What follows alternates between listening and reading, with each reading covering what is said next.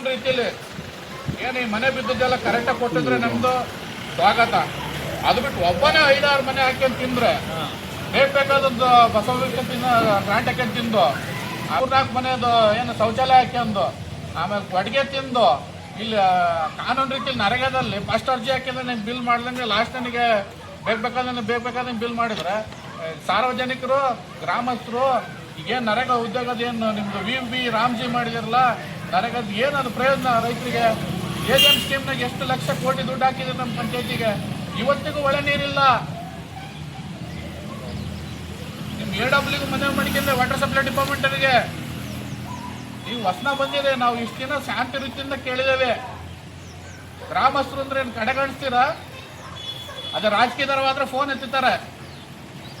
ರೈತ ಸಂಘದವರು, ರೈತರು, ಜನಸಾಮಾನ್ಯರು ಏನು ಮಾಡ್ಬೇಕು?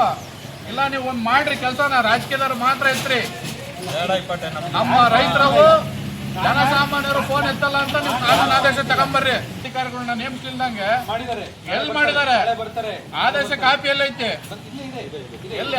ಮೊಬೈಲ್ ಆಗಲ್ಲ, ಪಂಚಾಯತಿ ಕೊಟ್ಟಿದ್ರ? ಪಂಚಾಯತಿ ಕೊಟ್ಟಿರ? ಯಾರ ಮೊಬೈಲ್? ಪಂಚಾಯತಿ ಕೊಡ್ರಿ, ನೋಟಿಸ್ ಬೋರ್ಡಿಗೆ ಹಾಕ್ರಿ. ಎಲ್ಲೈತೆ? ಕೊಟ್ಟಿರೋ ಪ್ರಶ್ನೆಗೆ ಉತ್ತರ ಏನ್ ಕೊಟ್ಟಿದ್ರು ನೀವು? ಇವತ್ತು ಅಧಿಕಾರಿಗಳಿಗೆ, ಪಂಚಾಯತಿ ಸದಸ್ಯರುಗಳಿಗೆ, ಅಧ್ಯಕ್ಷರುಗಳಿಗೆ, ಇವತ್ತು ಅಧ್ಯಕ್ಷರು ಇದ್ದಾರೆ, ಮೆಂಬರ್ಗಳಿದ್ದಾರೆ. ನೀವು ಫಸ್ಟ್ ಅವ್ರನ್ನ ಎನ್ಕ್ವೈರಿ ಮಾಡಿ, ಯಾವ ರೀತಿ ದುಡ್ಡು ಮಾಡಿ ಅದರ್ಸಿ ದುಡ್ಡು ಮಾಡಿದಾನೆ ಅಂತ ಕೇಳ್ರಿ. ಎನ್ಕ್ವೈರಿ ಮಾಡಲೇಬೇಕು. ದಿನಾಗೆ ಐಮಾಸ್ ಲೈಟಿಂದ ಒಂದು ಮಾಸ್ಕ್ ಒಂದು ಲೈಟಿಗೆ ಇಷ್ಟಕ್ಕಂತ ದುಡ್ಡು ತಗೊಂತಿದ್ದಾರೆ ಅಂದ್ರೆ ಹೆಂಗೆ ಇದು ಪ್ರೂಫ್? ಇದು ನಾವು ಈ ಅಂಗಡಿಗೆ ಹೋಗಿ ಕೇಳ್ರಿ. ನೀವು ನೋಡ್ರಿ, ಬಿಲ್ ಕೊಡ್ತೀನಿ ಬೇಕಾದ್ರೆ ನಾನು ಅಷ್ಟೋನು 20 ಲಕ್ಷ ಬಿಲ್ ಮಾಡಿದ್ದಾರೆ. ಹೆಂಗೆ 6,000ಕ್ಕೆ ಒಂದು ಲೈಟ್ ಸಿಗ್ತದೆ ಅಂತ 4 ಲೈಟಿಗೆ 10,000 ಆದ್ರು 9 ಮೀಟರ್ ಕಂಬಕ್ಕೆ 10,000 ಇಡ್ತಾರ್ರಿ. 2019-20 ರಿಂದ 26-27ನೇ ಸಾಲಿನವರೆಗೆ 14-15 ಹಣಕಾಸಿನಲ್ಲಿ ಅನುದಾನದ ಮಾಹಿತಿನ ಅರ್ಜಿ ಹಾಕಿರ್ತಾನೆ. ಯಾವಾಗ 24/6/2026 ನಿಮ್ಮ ಪಂಚಾಯತಿ ಕೊಟ್ಟಿರ್ತೀನಿ ಸಾಹೇಬ್ರೆ.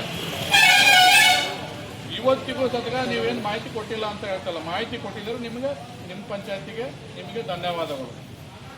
ನನಗೆ ಗೊತ್ತಿದ್ದಂಗೆ ಇದರಲ್ಲಿ ಕೆಲವು ಕಳಪೆ ಇದ್ದಾವೆ. ಅದು ಸಂಬಂಧಪಟ್ಟಂಗೆ ದಾಖಲೆಯಲ್ಲಿ ನಾನು ರೆಕಾರ್ಡ್ ಪ್ರೂಫಲ್ಲಿ ಇದೆ. ನಿಮಗೆ ತನಿಖೆಗೆ ಏನು ಬೇಕು ನಾನು ರೆಕಾರ್ಡ್ ಕೊಡ್ತೀನಿ. ದಯಮಾಡಿ CO ಕರೆಸಿ ಮನವಿ ತಗೊಂಡು ವ್ಯವಸ್ಥೆ ಮಾಡಿಕೊಡಿ.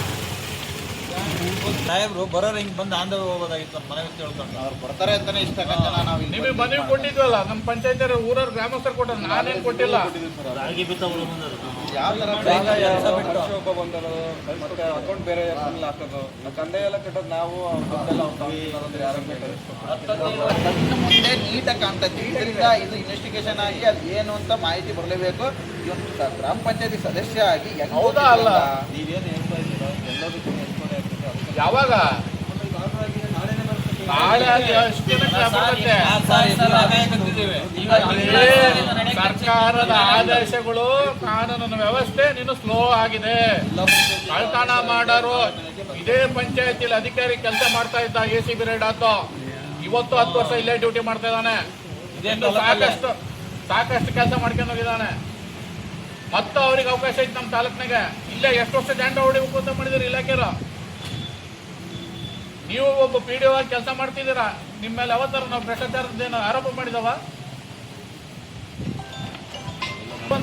ಕೆಲವೊಂದು ಕೆಲಸ ಕೇಳಿ ಆಡಳಿತ ಅಧಿಕಾರಿ ಏನೋ ಇರೋಂಥ PDO ಮೆಂಬರ್ ಕೇಳಿ ನಾನು ಕೊಡ್ತೀನಿ ಅಂತ ಹೇಳ್ದ. ಇವತ್ತು ಸುಳ್ಳೆ ಹುಷಾರಿಲ್ಲ ಅಂತ ಮನೆ ಮಲ್ಕೊಂಡಿದ್ದಾನೆ. ರಜೆ 1 ತಿಂಗಳು ಹೆಂಗೆ ಕೊಟ್ರಿ?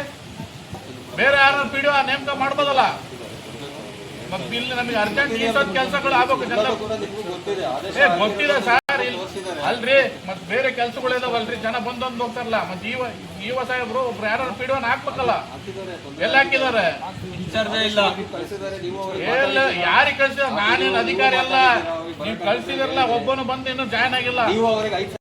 ವರದಿ ಕೊಡಬೇಕು ಅಂತ ವರದಿ ಕೊಟ್ಟ ಮೇಲೆ ಅದು ಯಾರ್ಯಾರು ತಪ್ಪು ಮಾಡಿದ್ದಾರೆ ಅನ್ನೋದ್ರ ಬಗ್ಗೆ ಅದು ಡೀಟೇಲ್ ಆಗಿ ನಿಮಗೂ ಗೊತ್ತಾಗುತ್ತೆ, ನನಗೂ ಗೊತ್ತಾಗುತ್ತೆ. PDOs ಹೇಳ್ತಾರೆ, 3 ಜನ PDO ಹೇಳ್ತಾರೆ, ಒಬ್ಬ ಜನಪ್ರತಿನಿಧಿ ಹೆಸರು ಹೇಳ್ತಾರೆ. ಅವ್ರ ಬಗ್ಗೆ ಕ್ರಮ ಕೈಗೊಳ್ಬೇಕು ನೀವು.